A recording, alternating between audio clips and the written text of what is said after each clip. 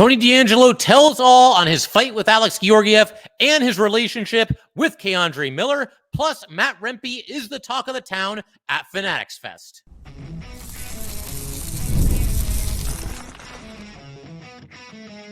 You're Locked on the New York Rangers, your daily podcast on the New York Rangers. Part of the Locked On Podcast Network, your team every day.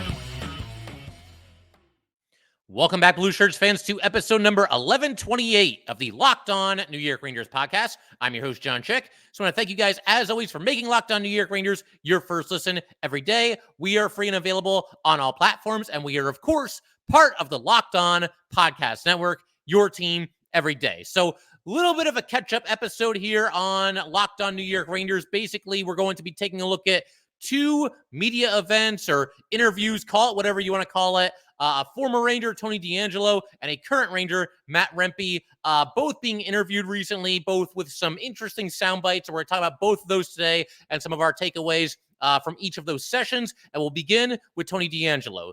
DeAngelo was a guest on an episode of Morning Cup of Hockey. He was interviewed by both Johnny Lazarus and Colby Cohen. They talked about a wide range of topics. The interview went for a little bit longer than an hour, but the part we're going to focus on today is his tenure as a member of the New York Rangers and ultimately how it wrapped up in obviously very unceremonious fashion.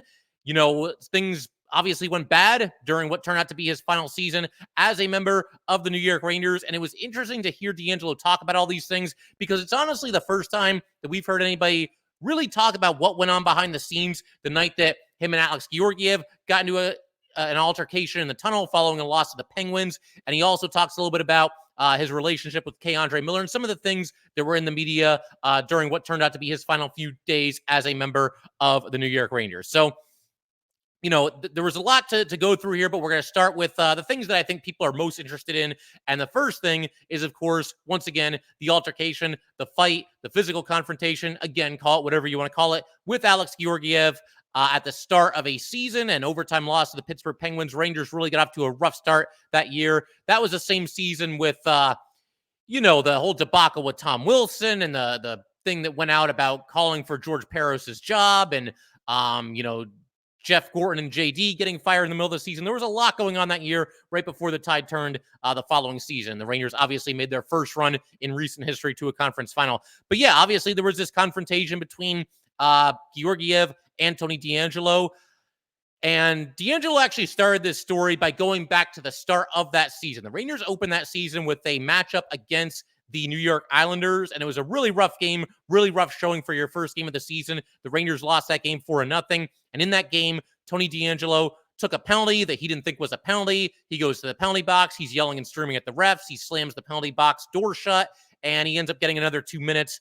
And once he got back to the bench, David Quinn sat Tony DeAngelo, and it sounds like the two of them were at least somewhat at odds, although at a certain point of this interview, DeAngelo does mention that he actually liked David Quinn, and he feels that, you know, maybe the idea that the two of them had a rocky relationship was at least a little bit overstated. But the bottom line, clearly, Tony DeAngelo was very much in the doghouse here after getting that extra penalty there, the 4 minutes against the Islanders, and then he was a healthy scratch for each of the next two games.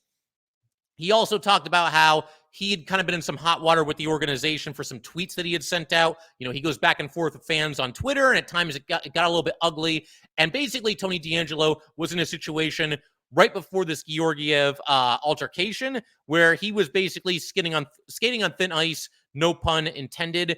And obviously, you know, if anything else went wrong, it was not going to be good for Tony DeAngelo. And then, of course, you had this altercation, again, for anybody that needs a refresher, it's early in the season. Rangers are playing the Penguins. Some miscommunication on the play. DeAngelo's on the ice. It leads to a goal scored by the Penguins. I believe it was Crosby because, of course, it was.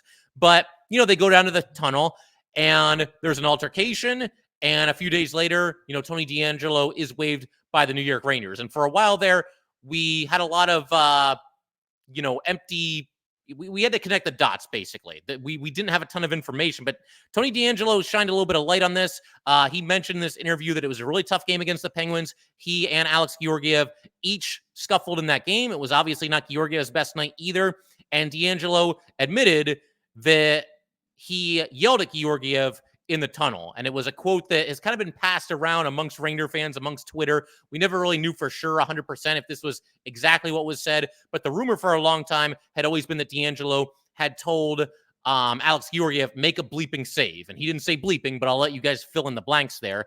And again, DeAngelo in this interview admitted that he started the altercation. And at that point, apparently, and this is going by Tony DeAngelo's side of the story, but at that point, Alex Georgiev then turned around and, in DeAngelo's own words, he fires a headbutt at me. And per Tony DeAngelo, Georgiev still had his goalie mask on when he did this.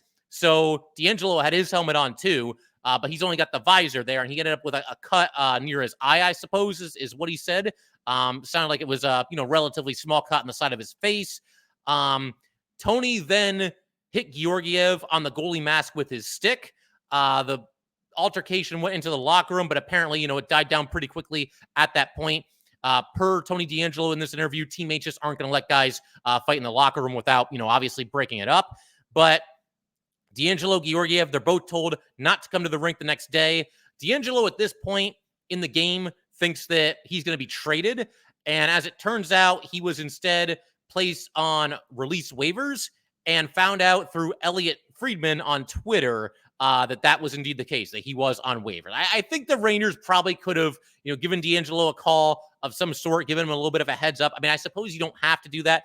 I don't know if that's kind of the standard in situations like this, where teams will give a player a heads up, or if they just find out about it the way that DeAngelo found out about it here. And I suppose after everything that had happened, maybe they just were done talking with this guy. We'll place him on waivers and we'll let the situation sort itself out. But one thing I thought was interesting is that, Tony DeAngelo talked about Alex Georgiev and what happened after that. And this was his quote, that he had in the interview on Morning Cup of Hockey here. He says, "Me and Georgie were fine. We weren't the best of buddies, never were the best of buddies.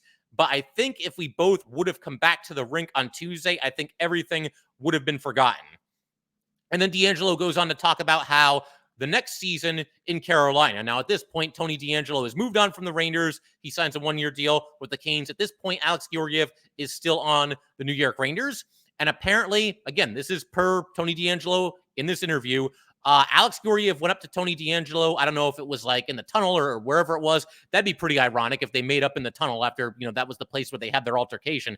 But in one way or another, Alex Georgiev went up to Tony DeAngelo, shook his hand, gave him a hug, and I guess all was forgiven. It was one of those things where, boys will be boys, and they were just having it out. And, it's one of those things where I feel like if nothing had ever happened with Tony DeAngelo prior to the incident with Georgiev, there's a very good chance that, he wouldn't have been waived or anything like that, and probably would have at least played out the rest of that season as a member of the New York Rangers. But the bottom line, it was a cumulative effect. I think it was kind of the straw that broke the camel's back. That's what DeAngelo makes it sound like here as well. And he also said of Alex Georgiev, another quote from the episode here, "Georgie shouldn't be blamed either, because if someone said something to me in the tunnel after a tough game, who knows? I don't know what I would have done. I never blamed him. It was just heat of the moment."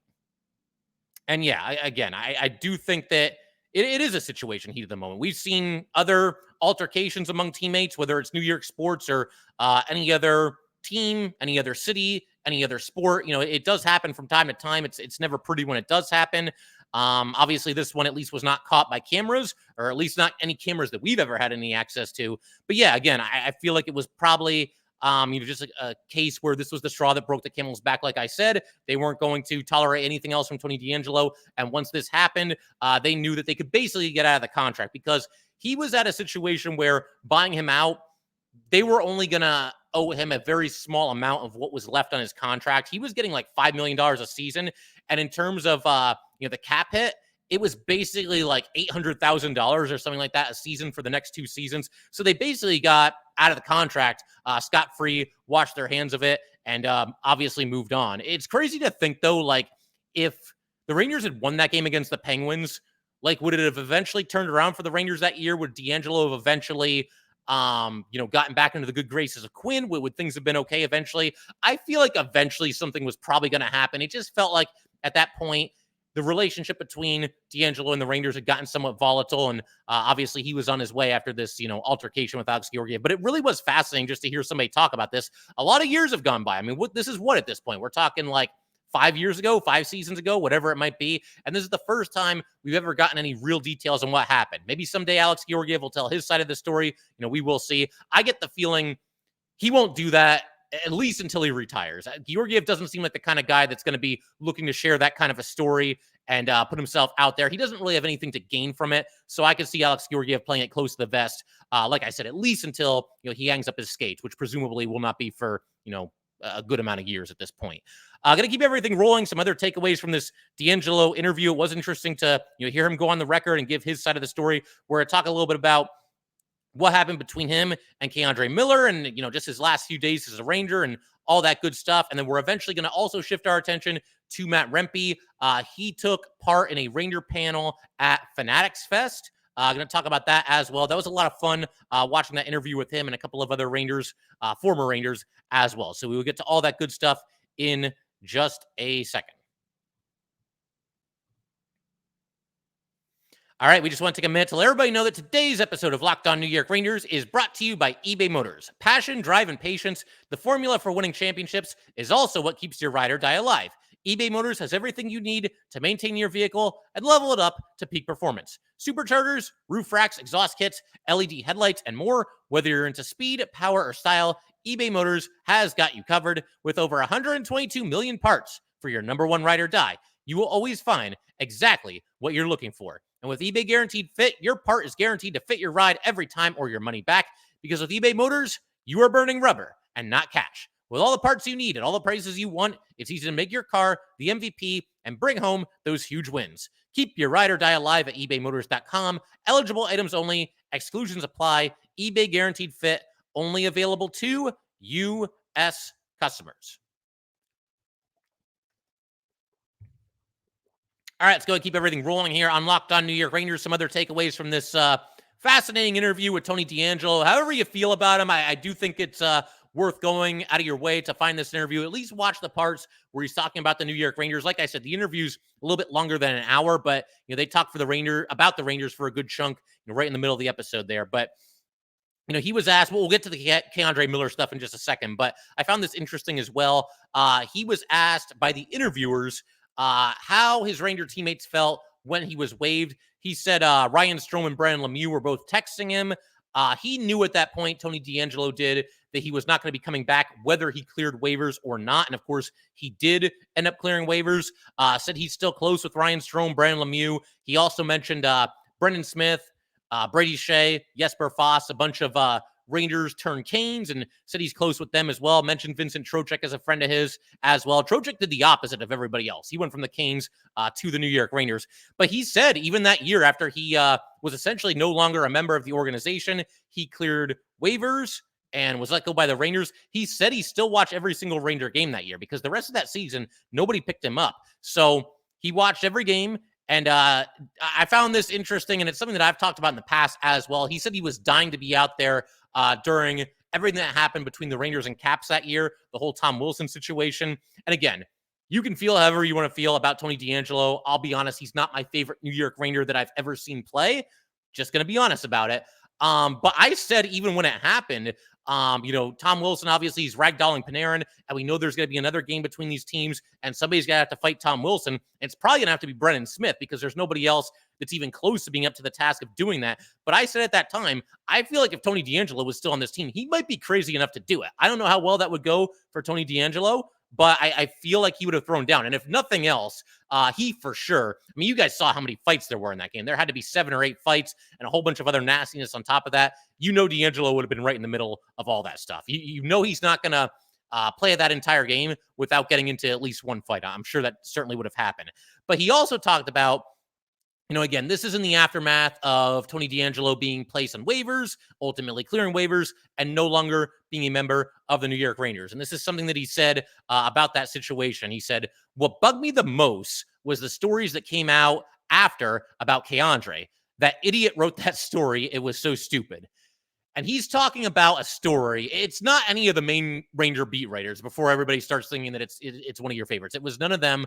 It was somebody that it was just like on a blog. And I really hope this person no longer has a career in journalism because as far as I can tell, they just made up a whole bunch of stuff about, Tony DeAngelo and K'Andre Miller. Per this article, And I'm not even going to say the name of the writer because I don't want to give this person any air. But per this article, Tony DeAngelo was bullying K'Andre Miller, and after Miller scored his first goal in his rookie season, DeAngelo stole the puck and wouldn't give it back to K'Andre Miller. And even as I'm reading that at that time, I'm thinking like, man, this is just complete nonsense. Like, there's no way this is true. If this was true, we would know about it from one of the reputable New York Ranger beat reporters. And on top of that, DeAngelo was on the ice when Miller scored. And if I remember correctly, DeAngelo actually is the one that got the puck out of the net after that happened.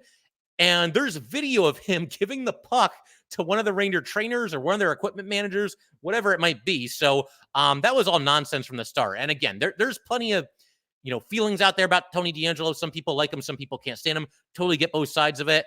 The one thing that always felt like it was a little bit exaggerated was, there was this narrative being created at the time where, oh man, his teammates can't stand him. Well, look, I'm not behind closed doors. We don't see everything that happens, but watching him interact with his Ranger teammates, I never got that impression at all that like, oh, everybody can't stand this guy. Look, he's obviously made some mistakes. Again, a very polarizing player in the NHL. He's done some things and said some things that frankly are unforgivable from earlier in his career. In some cases, before he ever even made it to the NHL. But that was the one narrative that I never really bought into was this idea that, his teammates couldn't stand him. And that was one thing when he went to the Canes, Jared was still hosting Locked On Canes at the time.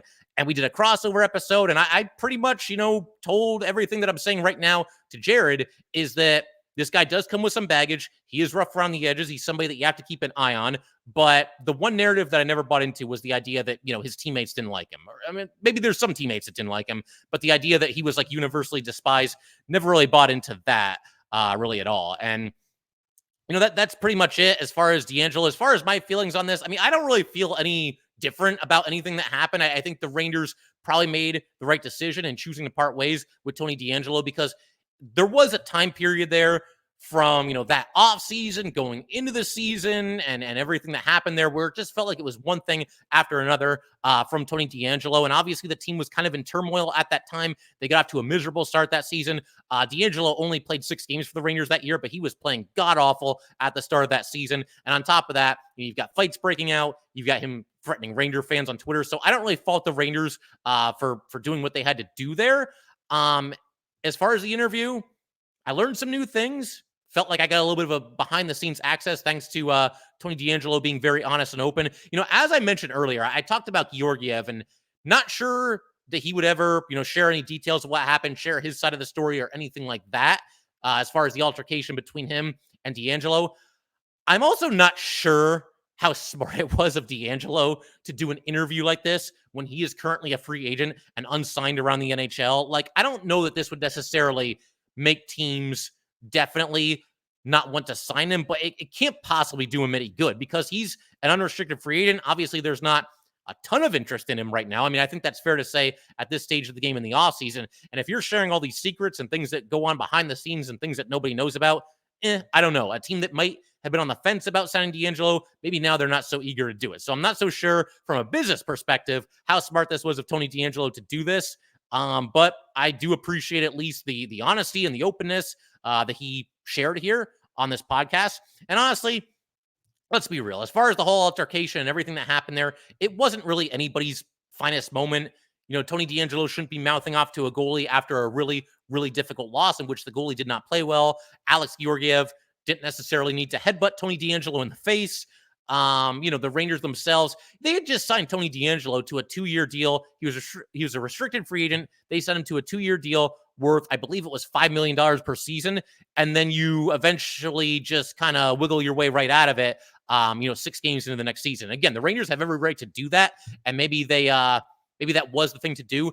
But if you were that concerned about it and you were that, not so sure, kind of on the fence about Tony DeAngelo, then what they should have done was trade him in the offseason. He's a restricted free agent. They could have gotten a good amount for Tony DeAngelo in return. He was coming off of a really nice season, and instead, they end up getting nothing for him. All it took was 6 games for his value to just completely tank. He ends up on waivers. Nobody claims him, and the Rangers get absolutely nothing for Tony DeAngelo, on top of the entire just messy situation they had on their hands. So again, not anybody's brightest moment, but I do think that it was interesting to, hear these comments from Tony DeAngelo on, basically everything that happened during his, let's just say, eventful tenure as a member of the New York Rangers. So We're going to keep everything rolling in just a second. We're going to shift our attention to Matt Rempe and his appearance at Fanatics Fest. He was out there with former Rangers, Henrik Lundqvist, Mike Richter, and Tie Domi. They were all there, taking part in this panel. Domi was actually the host, but we'll break down everything that was said and some takeaways from that, specifically some of Rempe's comments and his goals for this upcoming season. And we will do that in just a second. All right, we just want to take a minute to let everybody know that today's episode of Locked On New York Rangers is brought to you by Indeed. We are driven by the search for better, but when it comes to hiring, the best way to search for a candidate isn't to search at all. Don't search, match with Indeed. If you need to hire, you need Indeed. Indeed is your matching and hiring platform with over 350 million global monthly visitors, according to Indeed data, and a matching engine that helps you find quality candidates fast. Ditch the busy work. Use Indeed for scheduling, screening, and messaging so you can connect with candidates faster. And Indeed doesn't just help you hire faster. 93% of employers agree Indeed delivers the highest quality matches compared to other job sites, according to a recent Indeed data survey. And listeners of this show will get a $75 sponsored job credit to get your jobs more visibility at Indeed.com/lockedon. Just go to Indeed.com/lockedon right now and support our show by saying you heard about Indeed on this podcast. Indeed.com/lockedon. Terms and conditions apply. Need to hire? You need Indeed.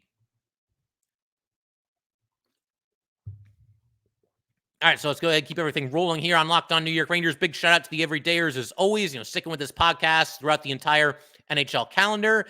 And we also want to thank you, as always, for making Locked On New York Rangers your first listen of the day. For your second listen, enjoy the Locked On NHL podcast. Locked On NHL provides you with a national perspective on all things NHL each and every day, with national experts and local insight on every team in the league. Available on YouTube or wherever you get your podcasts. Part of the Locked On Podcast Network, your team every day.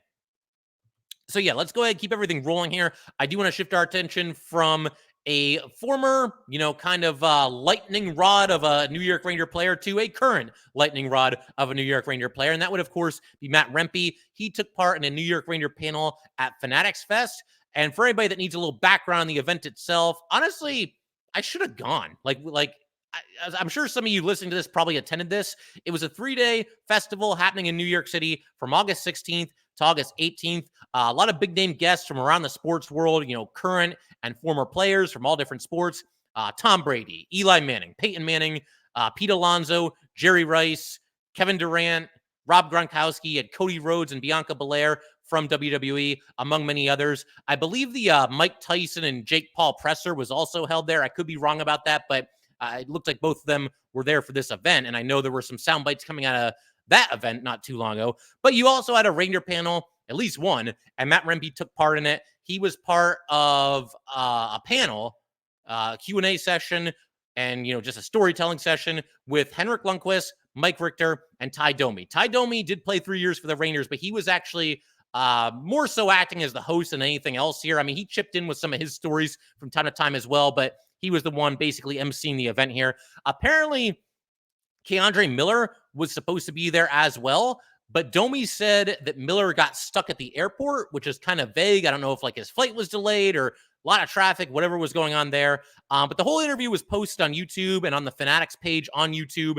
And really fascinating interview here. It would have been cool to hear from K'Andre Miller. I think he could have told a lot of interesting stories about the current Rangers, which Matt Rempe can do that too, but he was only there for this past half season, whereas Miller has been there for kind of this renaissance period of Ranger hockey here, where they've once again gotten among the NHL elite teams. So it would have been cool to hear from K'Andre. But they did the panel here. It was really cool. Tie Domi introduced everybody. He talked about Matt Rempe. He said he's a little bigger than me, but he's one of my favorites. And he also said to him, "You're the talk of the town, kid." And yeah, I mean, Matt Rempe, he's got quite the following right now. I saw that firsthand when I attended the charity game, the Shoulder Check Showcase a couple of weeks ago in Stamford, Connecticut. That was great. Kids just lining up all over the place, waiting in line for pictures and autographs with Matt Rempe. They actually showed at Fanatics Fest, and I'm not sure if this happened before or after this Q&A session with the other Rangers, but they showed Matt Rempe sitting at a table, signing autographs, doing pictures, the whole 9 yards, and then the camera kind of panned out and showed how long the line was for Matt Rempe. I mean, dude, this guy is an absolute rock star in New York City right now, and he's captured the hearts and the imagination of a lot of Ranger fans, old, new, young, whatever it might be, old school fans. Everybody seems to. I don't want to say everybody seems to love Matt Rempe because he definitely has his dissenters, but everybody seems to have a take or an opinion or something passionate to say when it comes to Matt Rempe. But yeah, Lundqvist was there. Apparently, he flew in from Sweden and was going back a little bit later that night. Mike Richter apparently is currently living in Connecticut. So for any of my fellow Connecticut citizens, I guess keep your eyes peeled for Mike Richter. You never know when you might run into him. But yeah, Matt Rempe was talking about his offseason. He went back home for a month to live with his family in Calgary.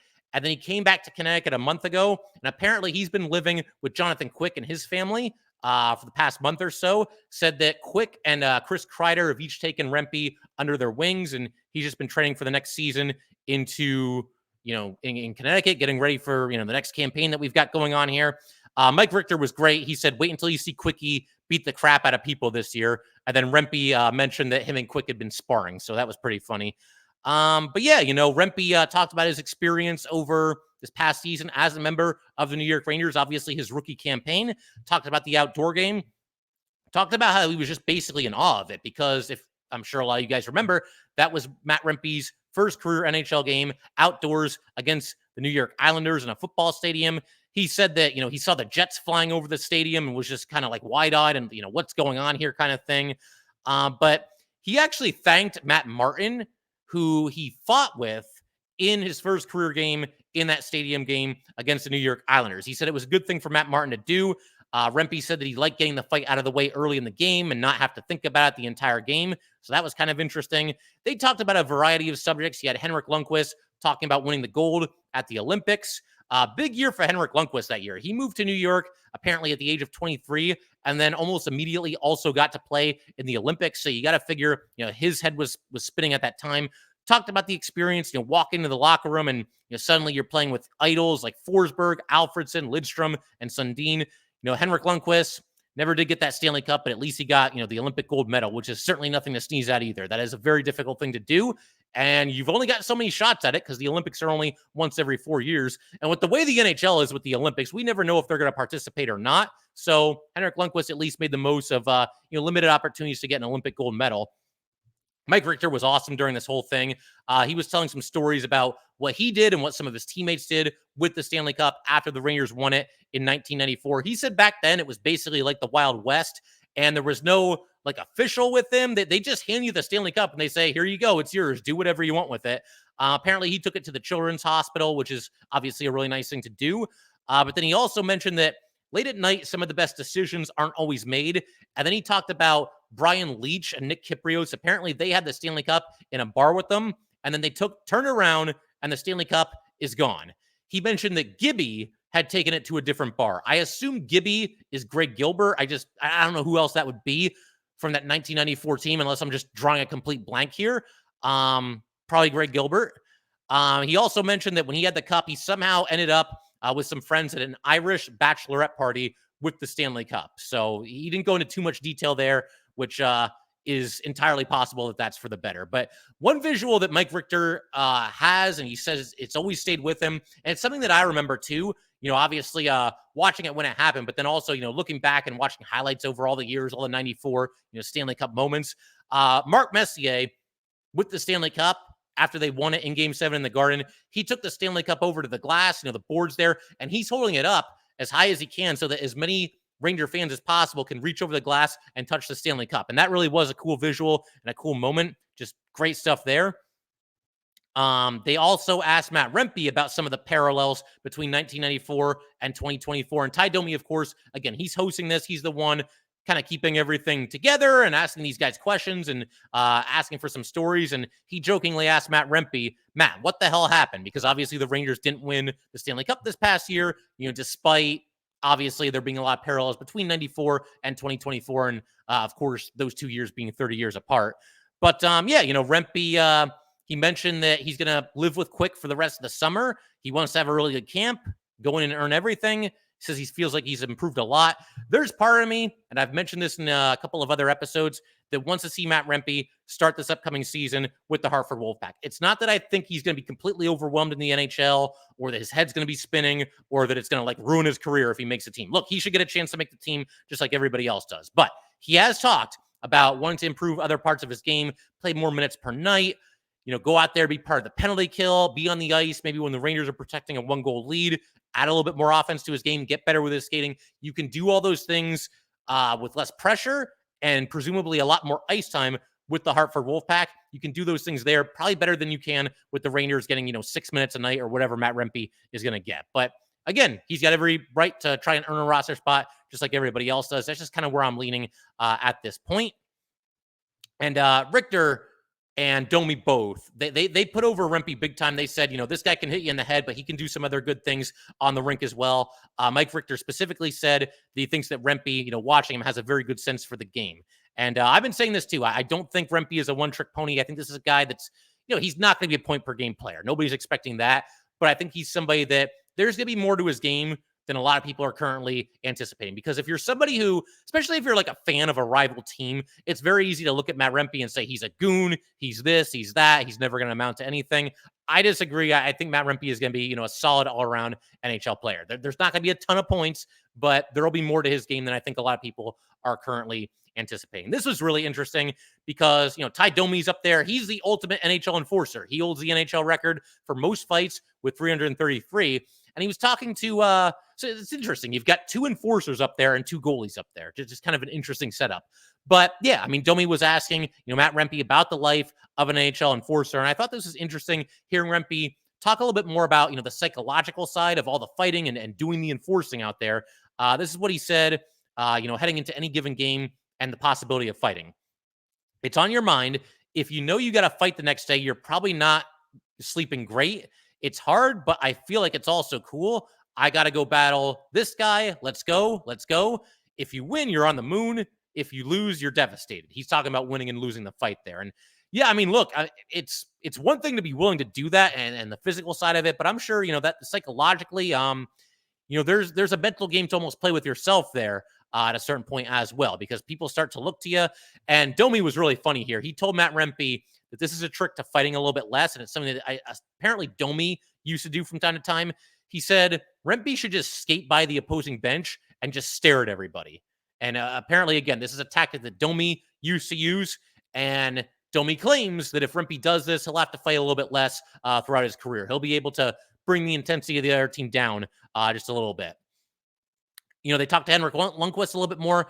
Hank mentioned that he's doing a lot better, or he's doing very well health-wise.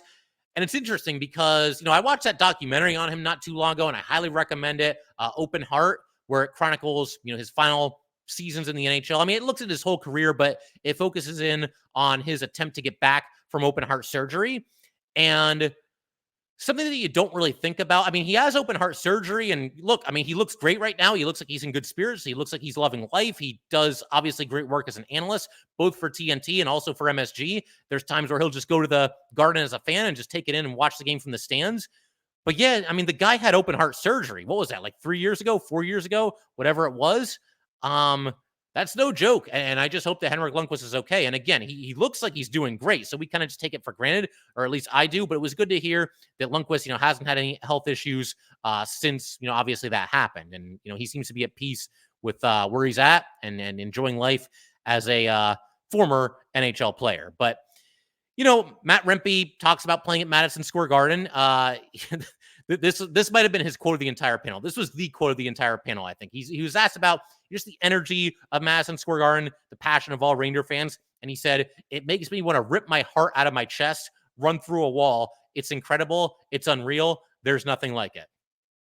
And all 3 of them, Hank, Richter, Rempe, they all talked about, playing for the Rangers and how passionate the fans are and just how much it makes you want to do well out there. So, look, some players are able to handle the bright lights of New York and others struggle in that situation. Obviously, Richter and Lundqvist handled it very well. Rempe's still just getting going in his career. And, the fans will be more forgiving of Rempe, because if Rempe goes like 15 games without a point, nobody's going to care. That's not really his role anyway. And again, he's become something of a cult hero in a very short time as a member of the New York Rangers. But figure we can pretty much call it there. I definitely need to look a little bit more into Fanatics Fest next season because, I mean, I had heard that it was going on, but it looked like a really cool thing. There was no shortage of big name current and former athletes, so might be something to worth looking into next year. I don't know if they'll do it in New York City again or if they plan on doing it in other places, but anybody that was there, share your stories, tell me how it was, and maybe I'll make the trip this time next year. But that will do it for today, guys. Once again, if you'd like to get in touch with this podcast, please send an email to lockedonnyrangers@gmail.com. Once again, it is lockedonnyrangers@gmail.com. Definitely give us a follow on Twitter as well, @LO_NY_Rangers. Once again, this is @LO_NY_Rangers. And definitely subscribe to Locked On New York Rangers YouTube channel. Thanks again, guys. I will see you next time.